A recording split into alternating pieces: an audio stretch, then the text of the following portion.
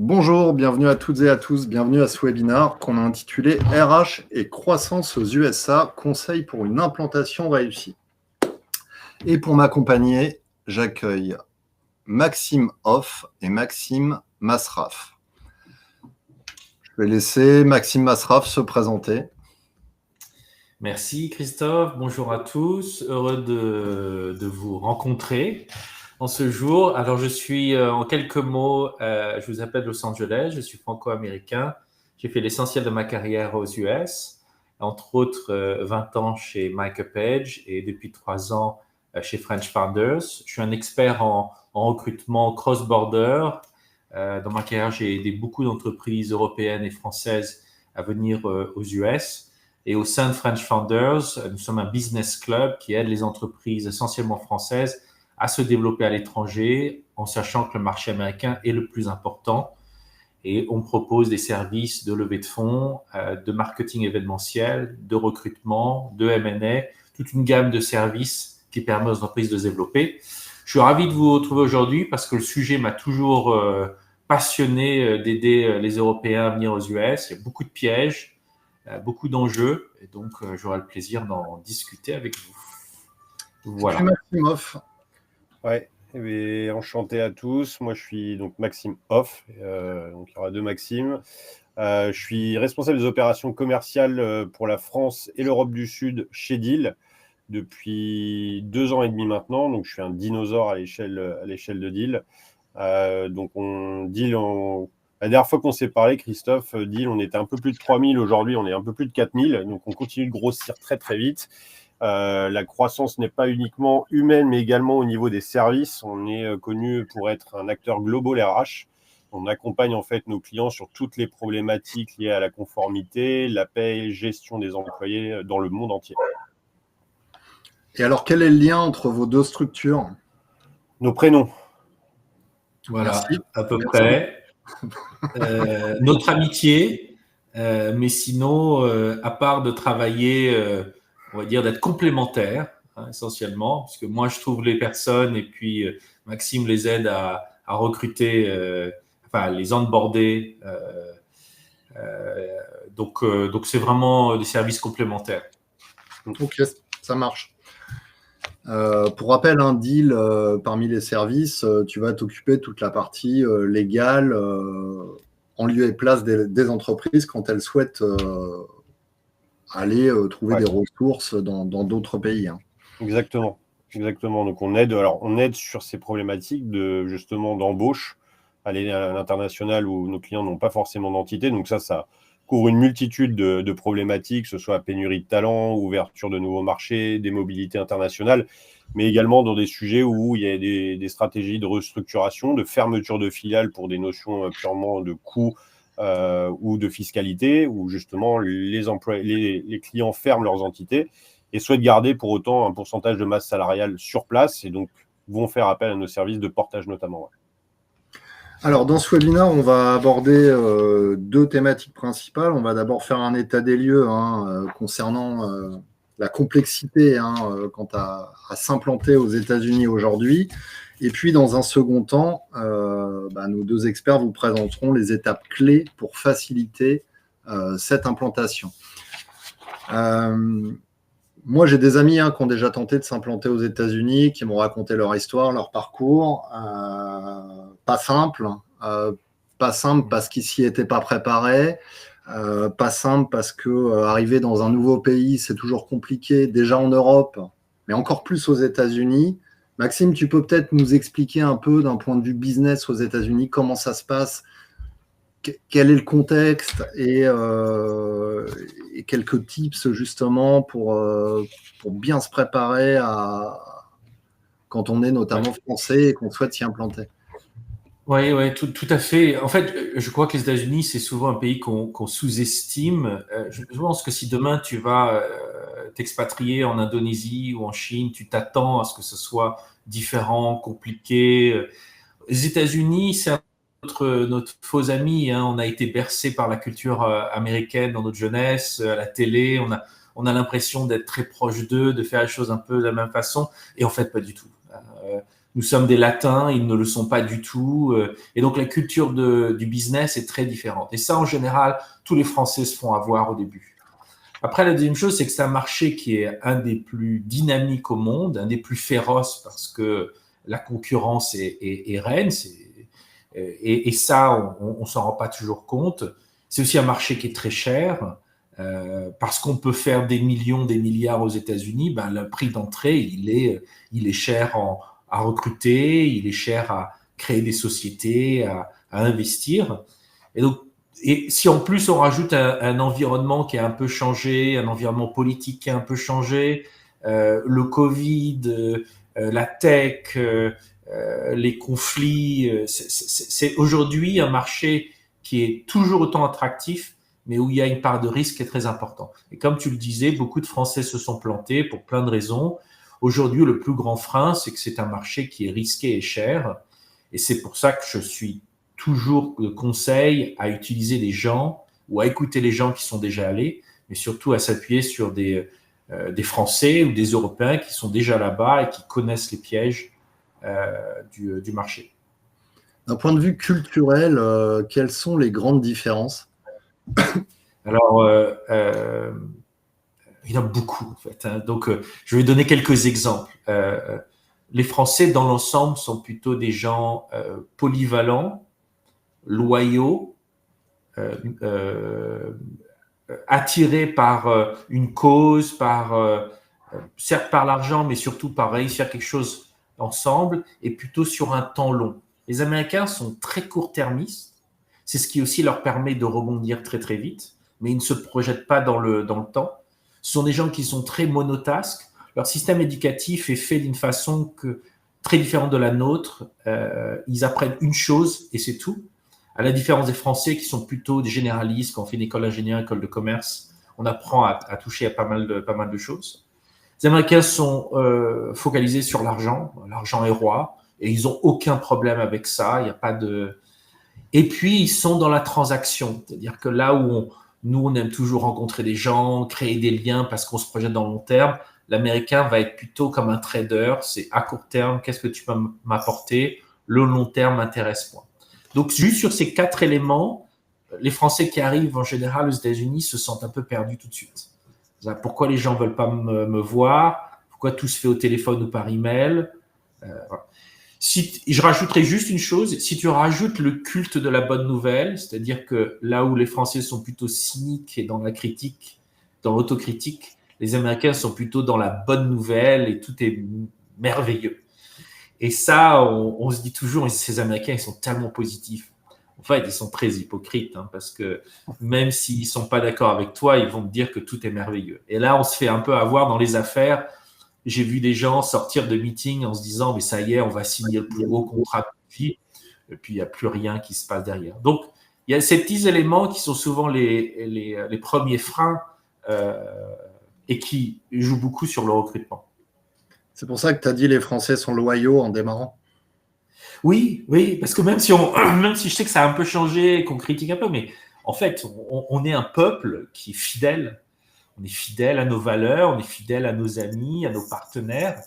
Et c'est difficile de se dire qu'un pays n'est pas comme ça. Mais les Américains, même s'ils adorent ce que tu fais, s'il y a quelqu'un qui arrive avec une nouvelle offre, ben, ils n'ont aucun scrupule à y aller. Mais c'est ce qui fait aussi que pour un nouvel entrant, par exemple européen, il y a de la place. Il n'y a pas besoin de faire depuis 25 ans ce que tu fais pour avoir la place aux États-Unis. Tu as juste besoin d'arriver, avoir un bon marketing, un bon positionnement, être un peu sexy, et ça marche. Et tu me disais que tout était très cher. Est-ce que tu as un exemple? Tu sais, souvent, on va comparer le prix d'un appart à Paris versus à New York, par exemple. C'est quoi les écarts Les États-Unis ont toujours été un marché un peu plus cher historiquement parce que on pouvait faire des deals qui étaient beaucoup plus importants en France. Donc, c'est sûr que si ton deal moyen est à 100 000 au lieu de 10 000, bah, tu peux te permettre de payer les gens. Ce qui s'est passé, c'est qu'avec le Covid et les conséquences du Covid et l'inflation, cet écart s'est vraiment creusé. Donc, le recrutement, c'est en général un élément, parce que créer une entreprise, c'est pas très cher. Ça, ils sont malins. Les Américains, ils aiment que les gens créent des entreprises. Recruter des gens, c'est très cher. Donc aujourd'hui, sur New York, recruter quelqu'un à moins de $100,000, c'est assez difficile. Et à $100,000, vous avez quelqu'un qui n'est pas indépendant, qui n'est pas une superstar, c'est quelqu'un qui va faire le job. Donc tout d'un coup, je me souviens que chez Michael Page, mon office manager qui devait faire 85 ou $90,000, elle était juste une réceptionniste. Et $90,000 pour réceptionniste, ça paraît quand même un peu cher. Donc vous imaginez que, en général, j'ai beaucoup de Français qui viennent et me disent j'ai besoin d'un commercial qui soit expert dans tel ou tel domaine, 15 ans d'expérience. Et souvent, je leur dis est-ce que vous avez un $500,000 à investir? Et là, ah bon, tant que ça? Bah oui, parce que pour aller chasser quelqu'un, c'est cher. Taux de chômage aux États-Unis est en dessous de 4% depuis toujours, sauf pendant la période de Covid. Donc, c'est un marché où il faut chasser, il faut attirer. Que l'Américain, il est attiré par l'argent, donc il faut le convaincre par l'argent et pas par la cause ou le long terme. Et donc là, c'est compliqué. Et puis, pendant longtemps, on a vu les États-Unis comme un marché où on n'avait pas besoin de proposer d'autres choses. Mais aujourd'hui, si, il faut proposer des bénéfices, il faut proposer des assurances retraite, il faut proposer 5 semaines de congé. Donc, les Français ont du mal à se différencier en arrivant ici. Donc, c'est pour ça qu'il faut s'appuyer. Au début, il faut s'appuyer sur des gens qui connaissent, des avocats, des sociétés comme Deal, des recruteurs, parce que ça va vous permettre, ça va être cher au début, mais ça va vous permettre de limiter la casse sur le long terme. Maxime, toi, ton avis, parce que j'imagine que des clients que tu accompagnes aux États-Unis, il doit y en avoir un paquet. C'est quoi un peu les écueils? C'est quoi le ressenti? C'est quand ils viennent te voir, est-ce que quand les clients viennent te voir, ils ont déjà essayé d'y aller tout seuls? Ou c'est quoi les expériences que tu peux avoir, les histoires un peu à raconter par rapport à ça? Alors, très peu de connaissances. Et très peu de connaissances à un point où je rejoins un peu Maxime, c'est que le français, les sociétés françaises, surtout quand elles n'ont pas forcément goûté à l'international auparavant, arrivent avec des idées préconçues de se dire, de toute façon, la France, on saura répliquer un modèle équivalent aux États-Unis. Sauf que c'est complètement faux. C'est complètement faux parce que les États-Unis, je rejoins Maxime là-dessus, c'est extrêmement complexe. Nous, on a un peu la vision de la chose à travers les séries Netflix où on voit le gars et qui, du jour au lendemain, prend son carton et s'en va parce qu'en fait, c'est très simple de mettre fin à un contrat de travail. Et ça, c'est très vrai. Pour autant, il y a énormément de protection sur les lois autour de la discrimination. Il y a des lois fédérales. C'est-à-dire que nous, on n'a pas des lois régionales. On a une loi qui est nationale. Aux États-Unis, ce sont des lois par État. Et donc, ça apporte encore plus de complexité parce que quand on réfléchit à un plan d'expansion aux États-Unis, soit on peut se renseigner sur les lois du Delaware, par exemple, mais si demain, on a un plan parce qu'on a une société retail et on veut aller dans l'État de Californie et dans d'autres États, ça amène encore plus de complexité. Donc, il y a tous ces éléments-là où, généralement, quand on fait nos premiers appels de découverte un peu avec nos clients, le client, il ressort de là en mode « Ouf ». Ah oui, ça va pas être si simple en fait. Il y a énormément de choses qu'on doit garder en tête. Si je peux rajouter une chose, je pense que Maxime a totalement raison. On voit les États-Unis comme un grand pays. En fait, c'est un peu comme l'Europe, c'est-à-dire que c'est plein d'États avec des spécificités différentes. Si vous voulez vendre au Midwest, c'est pas la même chose que de vendre à New York ou San Francisco. Recruter, c'est pas la même chose. Les taxes varient beaucoup. Les taxes sur les candidats peuvent, en fonction d'un État qui a ou pas des taxes, varier de 20%. Il est beaucoup plus intéressant de recruter en Floride, au Texas, que de recruter en Californie ou à New York. Il y a aussi des pools de candidats qu'on trouve dans certaines régions, qu'on trouve beaucoup moins dans d'autres régions. Donc, il y a toutes ces spécificités qui sont... Moi, je suis très surpris par la naïveté et l'innocence des Français qui arrivent aux États-Unis. C'est-à-dire que il y a 15 ans, quand on va dire l'information était peut-être moins facile à trouver, je comprends. Aujourd'hui, il suffit de googler difficulté de revenir aux États-Unis et vous avez plein de choses. Donc c'est à la fois, je trouve mignon le côté innocent, j'y vais, et à la fois je me dis, bon, mais souvent, voilà, je suis obligé de faire peur aux entreprises en disant, vous êtes sûr que vous avez les reins assez solides. Ouais. C'est quoi? Il y a quelques... En France, par exemple, on dit, on va dire, bah tiens, un candidat type en France, il a telles attentes. On sait à peu près ce qui va motiver le candidat. C'est quoi les facteurs de motivation d'un candidat aux États-Unis? Alors, déjà, c'est un marché donc, où il y a un taux de chômage qui est très faible. Donc, tout le monde est en poste. Donc, tout le monde veut se faire un petit peu chasser. L'avantage, c'est que les Américains sont toujours ouverts.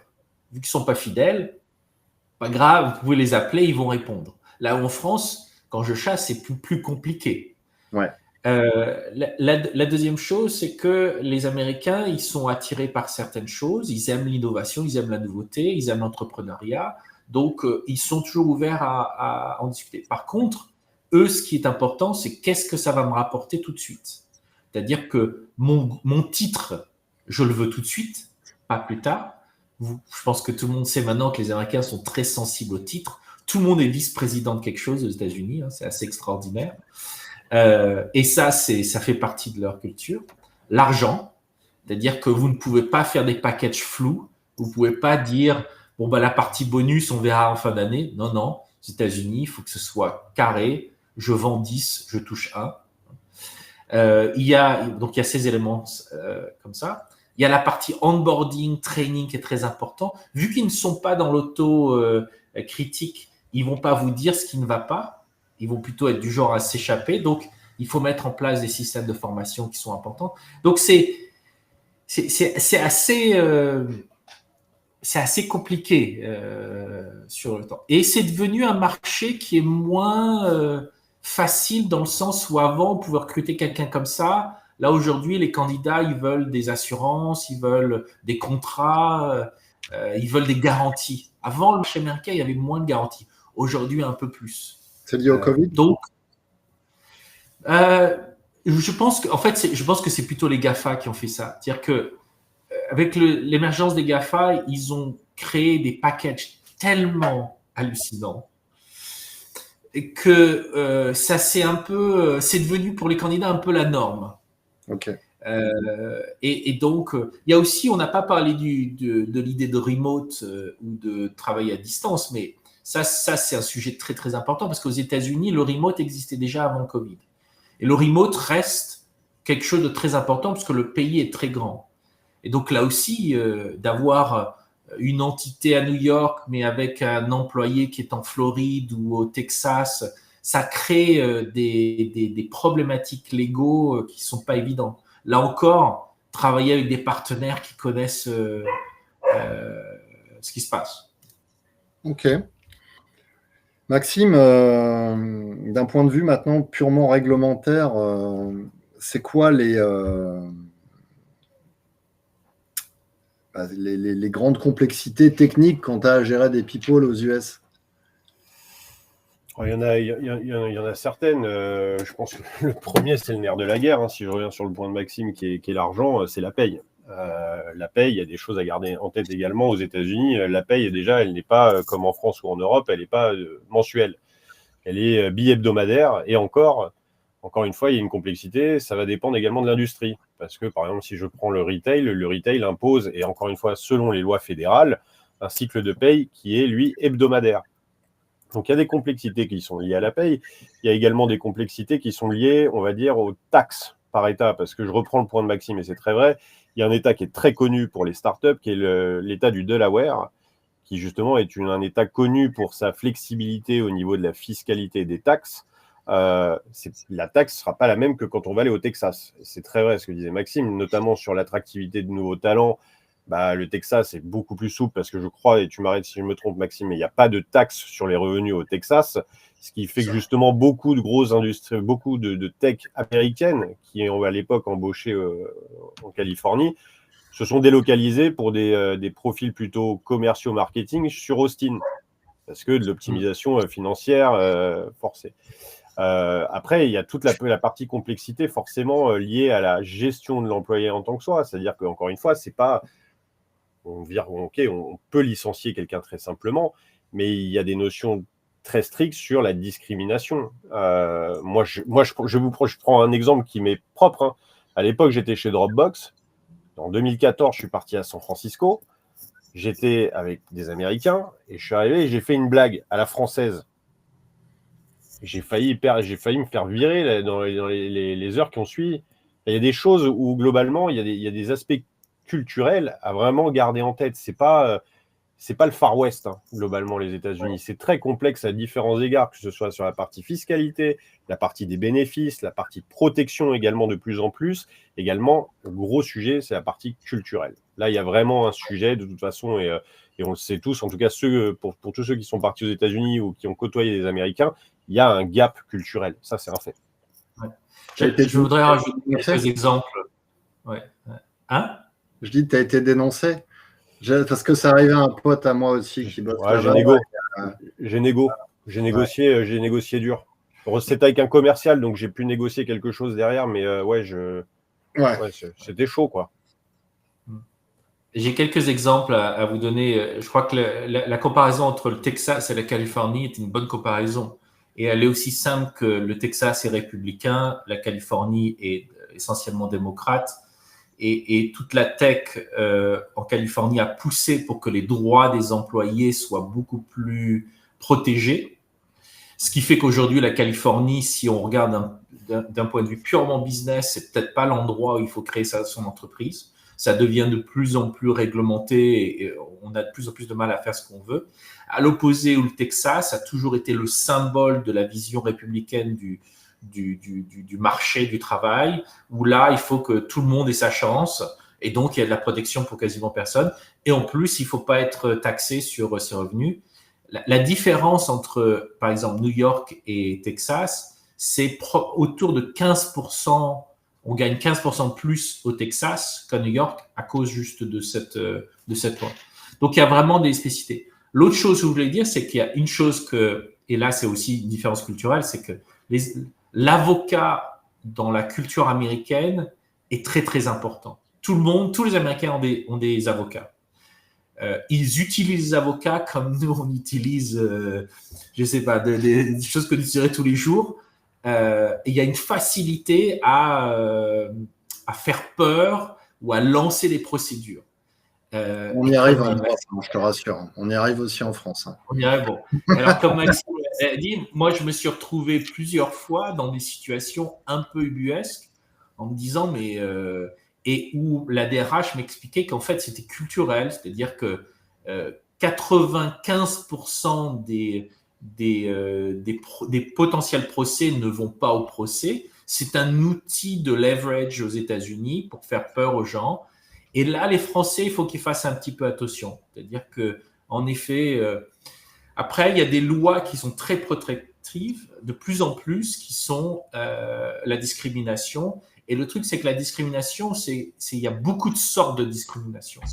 Il y a ceux qui nous paraissent peut-être évidents, et puis il y a tous ceux qu'on n'imagine pas.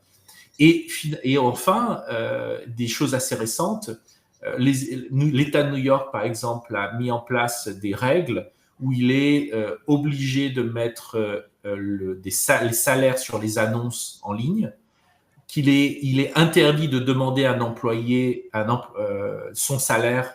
On peut que demander ce qu'il veut gagner. Et ça, c'est pour permettre que la différence entre les salaires de femmes et des hommes soit moins importante. Donc, toutes ces petites choses, et ça, les Français en général, le premier truc qu'ils font, combien tu gagnes, tu vis où, c'est quoi ta situation maritale, enfin, toutes ces questions, il ne faut pas les poser. Hein. Alors, c'est pareil, hein, tu as une directive européenne qui est passée, qui dit à peu près la même chose. Hein. Tu n'auras plus le droit de demander le salaire, mais déjà, normalement, aujourd'hui en France, tu n'as pas le droit de demander le salaire comme ça, même si dans la pratique, ça se fait. Et la directive européenne, pareil, obligera les États membres à et indiquer les salaires sur les offres d'emploi, et ira même plus loin, permettra aux salariés de demander les salaires des autres au sein de l'entreprise. Voilà, dans le même objectif d'égalité femmes-hommes. Ça va être intéressant. Ouais, je sais pas. Pour les RH, je suis pas sûr. Ça va être compliqué. Mais une question d'Antoine qui nous amène à la partie justement faciliter l'expansion aux USA. Ça va faire une transition. Antoine demandait si les bénéfices, si au niveau des bénéfices, il y en avait quand même qui étaient communs à tous les États. Tu vois, par exemple, en France, l'entreprise est obligée de payer une mutuelle à ses salariés. C'est une loi qui s'applique à tout le monde. Il y en a qui sont communs à tous les États. La sécurité sociale en est un, Medicare, Medicaid, le chômage également. Et après, il y a encore une fois des spécificités, en effet, d'un point de vue purement local, fédéral. Les programmes d'assistance santé, il y a les allocations familiales et aides sociales, tout cet aspect crédit d'impôt. Alors, ça ne s'appelle pas vraiment crédit d'impôt, mais ça se rapproche du crédit d'impôt qu'on peut connaître nous en France. Mais il y a des piliers qui sont globaux aux États-Unis. Tout ce qui est encore une fois lié à la sécurité sociale en tant que soi et différents plans qui sont propres aux États-Unis. Ouais. Ouais. Ce qui est commun est quand même assez limité. Il y a du chômage, ce qui étonne souvent, mais on touche le chômage aux États-Unis. Mais c'est vrai qu'en comparaison, la France, c'est assez faible. Et par contre, moi, je pense qu'il y a 20% de troncs communs, puis il y a 80% de spécificités par État. Et là, c'est difficile pour les Européens de se retrouver parce que c'est du privé, c'est cher. L'assurance maladie, les prix ont explosé. C'est compliqué. Ça, par exemple, c'est un coût que les entreprises sous-estiment totalement. Parce qu'on a l'habitude en France, évidemment, d'avoir un coût de santé qui est assez limité. L'assurance retraite aussi est très chère. Donc, il y a pas mal de choses comme ça. On va faire peur à tout le monde, en fait. Alors, je vais peut-être ajouter que c'est quand même là où on peut faire le plus de business dans le monde. Alors, j'ai une question là sur le business là, de Rita. On ne va pas prendre la question dans le détail parce qu'elle est un peu trop précise. Mais en gros, l'idée, c'est est-ce qu'en fait, quand on est commercial en France, on peut chasser de la même façon aux US, tu vois? Comment on adresse un prospect aux US? Donc, les Américains sont beaucoup plus transactionnels. Il faut être beaucoup plus direct. On peut être pushy, mais c'est comme tout. C'est-à-dire que c'est des humains qu'on a en face. Donc, il faut être malin, il faut être créatif, il faut avoir des idées. C'est comme partout. C'est-à-dire que le problème aujourd'hui, c'est que l'emailing ne marche plus, vraiment. C'est-à-dire qu'on a eu un peu cette période où toutes les boîtes de tech ont automatisé les campagnes de prospection. Tout le monde en fait et ça marche de moins en moins. Donc, on revient à des choses comme les trade shows ou l'événementiel ou des webinars, du contenu. Les gens veulent de la valeur ajoutée. Donc, la prospection un peu bateau, non. Ça marche pas vraiment, je pense. Bon, du coup, Maxime Masraf, je reste avec toi. C'est quoi les premières étapes quand tu décides de t'implanter aux US? Qu'est-ce que tu conseillerais si tu avais un top 5 ou un top 3 des choses à faire en priorité? Ouais. Bon, alors déjà, donc, il y a un accès à l'information qui est beaucoup plus développé aujourd'hui. Il y a plein de podcasts d'anciens CEO qui sont venus aux États-Unis, enfin, se renseigner, demander des questions. Après, c'est évaluer si on a les moyens de ses ambitions. Venir aux États-Unis avec un crédit d'impôt de 200 000 euros, choses comme ça, ça vous mènera nulle part. Il faut $1 million pour venir aux États-Unis, au moins. Donc, il faut être capable d'investir sur 2-3 ans. Après, dans sa stratégie commerciale, elle est un peu différente de la France, je pense, et vous me dites si je me trompe, c'est que le marketing est beaucoup plus au centre. historiquement de la démarche commerciale. Les Français et les Européens ont tendance à attendre d'avoir un produit parfait pour le commercialiser. Les Américains ont simplement besoin d'avoir déjà une idée pour le commercialiser. Donc, c'est deux approches totalement différentes. Les Américains n'ont pas peur de vendre quelque chose qui ne marche pas vraiment pour l'instant. C'est leur façon de faire. Donc, ils nous battent souvent sur le go-to-market. Ils vont très, très vite. Après, le marketing, donc le storytelling est au cœur de ce qu'ils font. Donc là, ils sont meilleurs que nous. Ils arrivent à se la raconter beaucoup mieux que nous. Et là, je dirais que si vous êtes une entreprise, vous n'avez pas encore les moyens de venir aux États-Unis, c'est commencer à faire du marketing, du contenu de la France en anglais, sur le marché américain, sur les réseaux sociaux, bon, en fonction de votre business, bien sûr. Après, si vous êtes prêt pour venir aux États-Unis, il ne faut pas forcément venir à New York parce qu'on aime New York. Il faut avoir les moyens d'être à New York. Austin peut être très bien. Miami peut être bien. Il y a plein. Philadelphie peut être pas mal. Donc, il faut un peu décider en fonction. Après, il faut s'appuyer sur. Il y a plein d'Européens qui ont réussi aux États-Unis. Appuyez-vous sur eux. Il y a plein d'avocats, il y a plein d'entreprises franco-américaines, il y a des recruteurs. Vraiment, dans un premier temps, utilisez la communauté française. Je vois beaucoup d'entreprises qui viennent et qui disent « mais moi, je veux de l'américain, je veux apprendre l'américain ». Je dis « oui, mais dans un deuxième temps, premier temps, construisez un pont entre votre culture en France et la culture aux États-Unis ». Donc, vraiment s'appuyer sur… et avoir le moyen. Donc, en résumé, c'est avoir les moyens, écouter les autres et s'appuyer sur les Français ou les Européens qui sont déjà aux États-Unis et limiter le risque. Donc, par exemple, une société comme Deal que j'ai déjà utilisée dans le passé, je la conseille toujours parce que les premiers employés, c'est vraiment un casse-tête de… il faut que je crée mon entité, il faut que je négocie des bénéfices, mais au début, je ne peux pas. Combien il faut que je paye, mais quels sont les risques?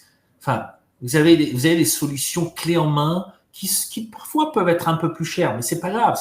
Ça va limiter le risque d'après. Donc, voilà. Et dans un deuxième temps, quand vous avez déjà vos 5 premiers employés, vous commencez à faire du revenu aux États-Unis, là, vous pouvez passer à des solutions peut-être purement américaines. Alors, avant de passer justement à Maxime Hoff qui va nous expliquer ce qu'est le PEO, parce que depuis tout à l'heure, on a parlé de paye, de bénéfices, mais c'est pas si simple que ça entre ce qu'on a dit et la réalité des choses comparé au modèle français. J'ai perdu ce que je voulais dire, Maxime. Tu parlais des salariés américains. J'avais une question. De comment peut-être recruter ou par exemple, juste pour finir sur ce que je disais, il y a beaucoup de très bons candidats franco-américains aux États-Unis. On se rend pas compte. Oui, vas-y. J'ai trouvé ma question. En France, déjà, quand tu cherches à recruter un candidat, vu que le marché est un peu tendu, déjà, c'est compliqué de faire venir un salarié français dans une entreprise française. Donc, je me dis, faire venir un Américain dans une entreprise française qui s'implante dans le pays, qui n'est pas connu, en fait, c'est comme si tu me disais, je vais te filer un contrat, mais comment tu le rassures, le candidat américain, en fait? Est-ce qu'il a une image déjà, lui, de la France? Parce que, je ne vais pas te mentir, moi, quand je vois les Américains, on a toujours un peu l'impression qu'ils se foutent de notre gueule. Ils n'ont pas une image très reluisante de la France. Donc… Alors, non, pas tout à fait. En fait, ils aiment la France. La France est synonyme de plaisir. Les Américains viennent en France pour leur voyage de noces, pour demander en mariage leur femme ou mari, pour faire le tour de l'Europe. Donc, il y a une idée plutôt positive et romantique de la France. Je pense que les Jeux Olympiques n'ont que appuyer. Mais alors, après, dans le business, ils ne nous connaissent pas vraiment. C'est-à-dire que ça… Mais ils ne sont pas contre nous. C'est-à-dire qu'ils vont plutôt avoir une démarche plutôt sympathique. Je me suis retrouvé dans des meetings difficiles où on devait régler des contentieux, où dès qu'ils ont entendu mon accent français, j'ai senti comme dans la salle, tout le monde se décontractait un petit peu. Donc, c'est plutôt un atout. Par contre, tu as raison, ils sont pragmatiques. Tu veux que je vienne travailler pour toi? Bon, t'es français, ça je m'en fiche. Qu'est-ce que derrière et c'est là où, au début, il faut, par exemple, parlons des bénéfices. Aujourd'hui, il faut proposer des bénéfices aux États-Unis. Le problème, c'est que quand on a moins de 3 salariés, on ne peut pas négocier des bénéfices. Donc, comment on fait? On s'appuie sur des sociétés comme Deal ou sur d'autres sociétés qui font ça. Et ça, c'est très important. C'est-à-dire que c'est là qu'au début, il faut construire un package. Et ça, c'est pas facile. Donc, c'est vraiment un point où tu as raison, où il faut travailler en amont avant de recruter pour être sûr le moment voulu de bien recruter. Donc, les Français ont tendance à faire les choses à l'envers. J'ai trouvé mon candidat, maintenant je cours dans tous les sens pour trouver. Moi, je pense qu'il faut faire le contraire. Des avocats, des boîtes comme Deal, des recruteurs d'abord, et après je recrute. Ok. Et ils nous aiment bien dans l'ensemble. Du coup, Maximov, tu nous expliques un peu ce modèle PIO que je ne connaissais pas. Ouais, avec grand plaisir. Alors, la dénomination de PIO, c'est Professional Employer Organization. Okay. C'est quelque chose qui est propre aux États-Unis et qui n'existe qu'aux États-Unis. Globalement, c'est du co-employment. C'est-à-dire que tu es l'employeur et Deal, en tant que PIO provider, est un employeur également du même employé. Sauf que les responsabilités sont partagées. Nos responsabilités sont liées à la conformité, à la gestion de la paye, à la gestion des bénéfices. Donc, en fait, tu externalises toute la partie administrative de la gestion de ton employé chez Deal. Et toi, tu vas pouvoir te concentrer uniquement sur la gestion de ton employé au quotidien. Donc, c'est toi qui es responsable de toute façon de toutes les mesures relatives à ton bureau, par exemple, c'est toutes les notions de sécurité, etc.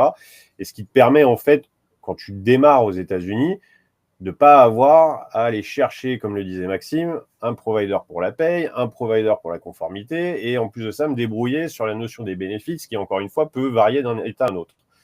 Là, nous, on va t'aider. C'est-à-dire qu'on va s'occuper de toute cette partie qui est relativement chronophage, si je puis dire, qui prend beaucoup de temps. Et c'est encore plus vrai quand tu vas grossir. Nous, on a des clients qui vont démarrer avec 5, 10 personnes, mais qui ont des ambitions très fortes sur les 5-6 prochaines années de grossir jusqu'à 500 personnes, et notamment dans le domaine du retail, parce que le domaine du retail amène une croissance, on va dire, importante, parce qu'on va ouvrir des boutiques.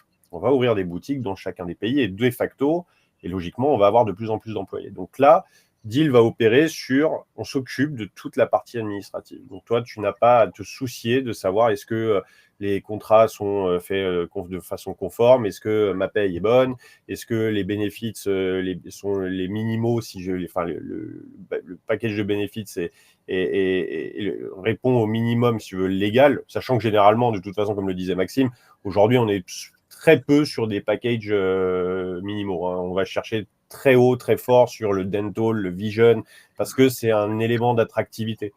Il y avait pendant très longtemps, en effet, la partie salaire, mais la partie bénéfice, c'est vraiment maintenant une partie intégrante de l'attractivité des talents, quand on pense à embaucher des personnes. Et je reprends ce sujet, c'est vrai que nous, pendant très longtemps, enfin en tout cas il y a encore 1 an, on avait beaucoup de clients qui cherchaient les candidats, et c'est très ce que disait Maxime, et venaient toquer à notre porte en disant on a 10 jours. Allez, maintenant on a 10 jours, on a trouvé les bonnes personnes, ils doivent démarrer dans 10 jours, il nous faut une solution. Et maintenant, on sent que la dynamique a un peu changé parce que dans mon équipe et au sein de Deal en général, on a vraiment cette approche très consultative. On rentre en contact très tôt avec le client et on explique les choses, pas dans un souci de on vous fait peur, mais on reprend un peu la genèse et on inverse un peu le mécanisme de dire d'abord, on va mettre en place les opérations, on va regarder ce qu'on est en capacité de faire au niveau des bénéfices et ensuite, on va aller chercher les talents. C'est plutôt comme ça qu'on voit les choses parce que la partie bénéfice, il faut garder en tête. Il y a une grosse partie protection contre la discrimination aux États-Unis, mais il y a des points quand même qui sont un peu pour moi bizarres.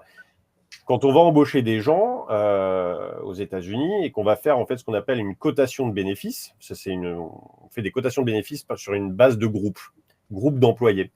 Et en fait, si j'embauche 10 employés, que j'ai une personne qui a 59 ans par exemple, les organismes de bénéfices, qui sont généralement des institutions privées, considèrent qu'une personne de 59 ans est plus exposée à des potentiels risques de santé et de facto, en fait, le prix du package augmente, indépendamment que les autres aient 20 ans ou 25 ans.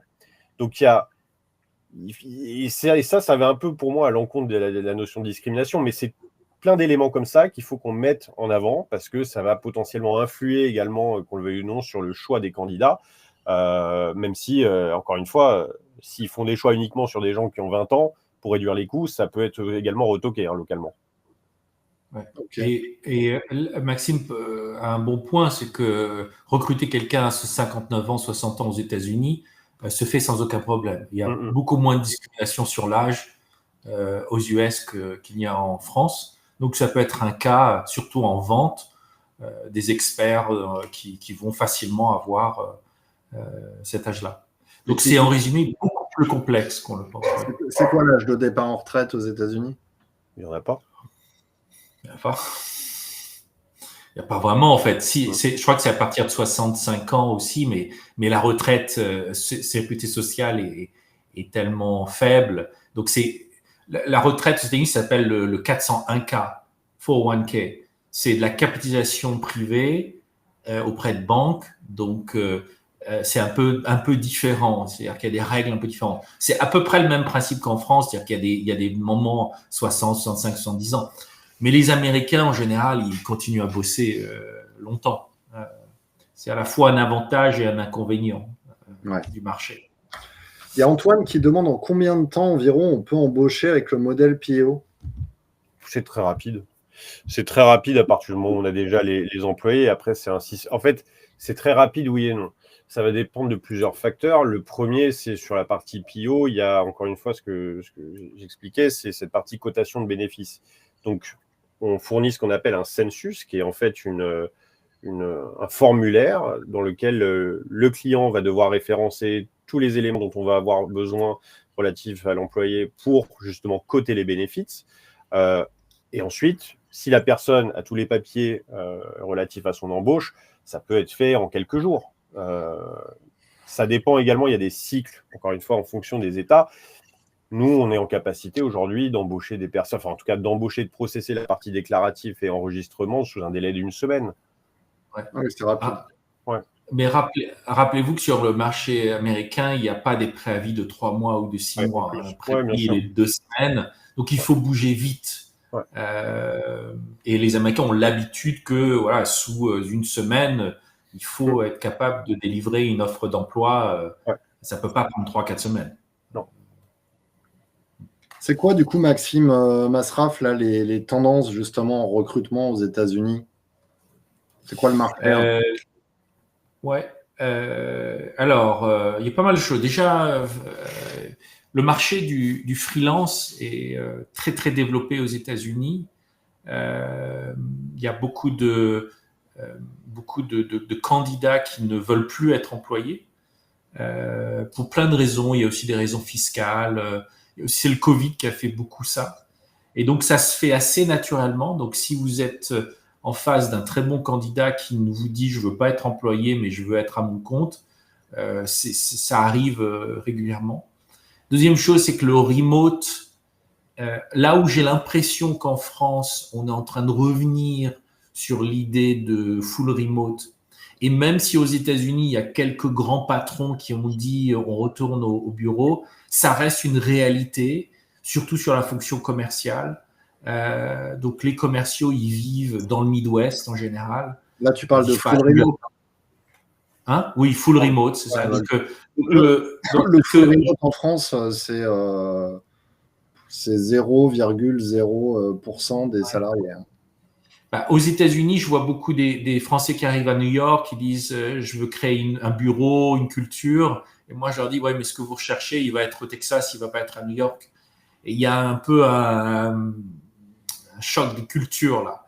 Mais il faut savoir que l'idée de remote hybride aux États-Unis est une culture très différente qui existe depuis beaucoup plus longtemps qu'en France où c'est quelque chose finalement d'assez nouveau. Donc il ne faut pas la gérer de la même façon. Troisième chose, c'est que les coûts de vie, alors je sais que c'est partout, la France est devenue plus chère, les coûts de vie ont un peu explosé aux États-Unis. Si on gagne moins de $100 000, il ne faut pas vivre à New York, par exemple. On ne peut plus vivre à New York.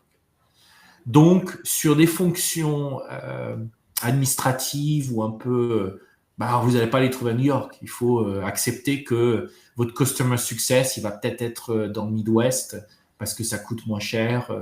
Donc, dans sa organisation d'équipe, c'est un peu déstabilisant.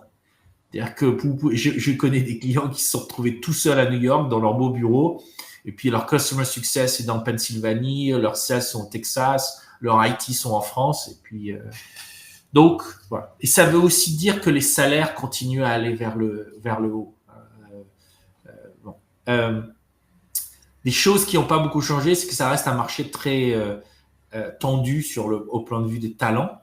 Le taux de chômage est très bas.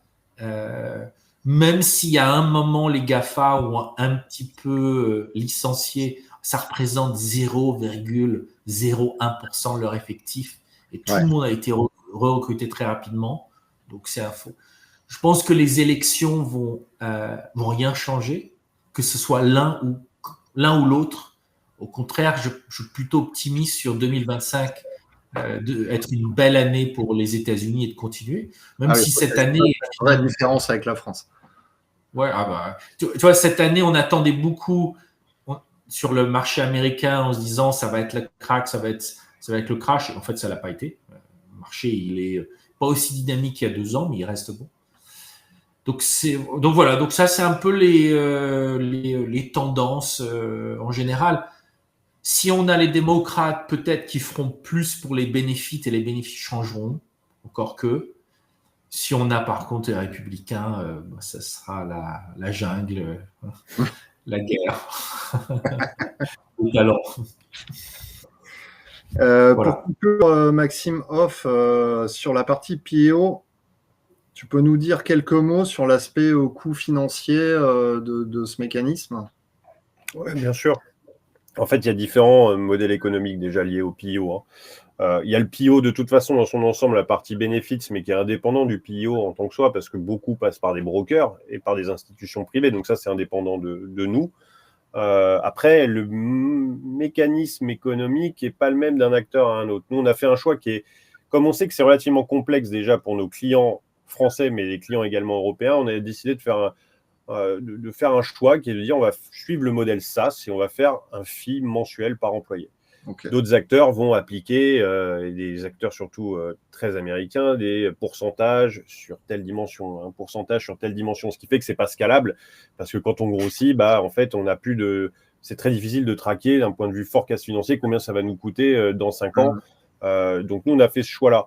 Après, la partie de toute façon bénéfice, elle dépend de la typologie de tes employés. Est-ce que tu as déjà un employé qui est tombé malade il y a moins d'1 an? Du coup, ça va augmenter tes coûts. Et d'où l'importance en fait de ce processus de cotation. C'est ça qui également va te donner de la visibilité sur combien globalement ça va me coûter. Et je rejoins le point de Maxime, 1 million, ouais, parce que dans le million, il y a toute cette partie employé, bénéfice qui peut s'avérer très onéreuse également, en fonction du profil des employés. Finalement, pour aller recruter des sales, 5 millions, c'est pas beaucoup. Ça va vite, Ouais. Tu tiens 1 an, en fait. Ça dépend si tu recrutes quelqu'un qui est un expert qui va te coûter 400 000 $ la première année. Mais oui, ça avec 1 million entre les charges, les avocats, le bureau, la tech, faut le cramer très très vite. Ouais. Ok, top. On a passé 48 minutes ensemble. Mais c'était hyper instructif. Est-ce que il y a des questions supplémentaires? Il n'y a pas eu beaucoup de questions, mais d'un autre côté, je pense que c'était suffisamment bien expliqué. Est-ce que tu veux conclure? Vous voulez rajouter quelque chose, vous? Oui, je veux... Et ça, c'est peut-être mon côté américain maintenant, c'est que malgré tout ce qu'on a dit sur les pièges, la peur, c'est un marché aussi extraordinaire où on peut faire beaucoup de choses qui, je pense, un business français qui se heurte au marché américain grandira de toute façon. Moi, je suis toujours émerveillé le côté dynamique du marché américain.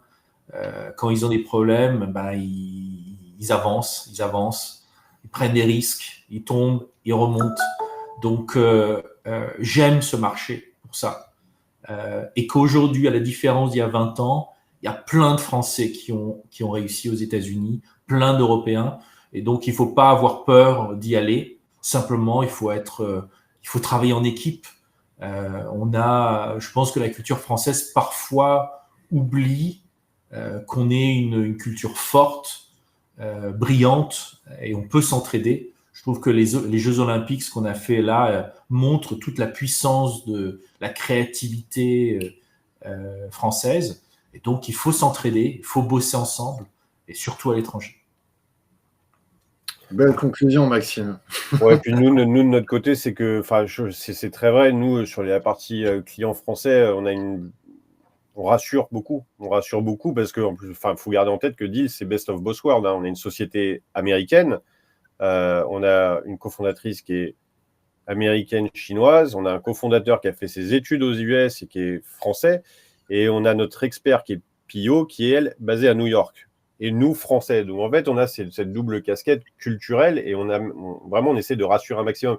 C'est pas pire qu'ailleurs, hein, les États-Unis. Hein. C'est même mieux. Le tout, c'est d'être bien accompagné. C'est sûr que si on veut y aller, comme on le fait en France, de façon très autonome, c'est là où les difficultés vont arriver vite. Si on est bien accompagné par un partenaire de confiance, globalement, il n'y aura pas de sujet. Il y aura plutôt un succès à la clé que des problématiques. Bon, d'accord. Et puis, on gagnera les États-Unis à Los Angeles au basket. Wembanyama mettra des 3 points, plus que Curry, et puis on en rigolera. Hein. Bah, évidemment, c'est pour ça qu'on va. Je vous attends. On prendra notre revanche là-bas. Voilà. Ça marche. Merci à tous les deux. Et ce webinaire, vous le retrouverez en replay demain sur MyRH Line. Merci beaucoup. Super. Merci beaucoup à tous les deux. Au revoir. Salut. Merci, au revoir.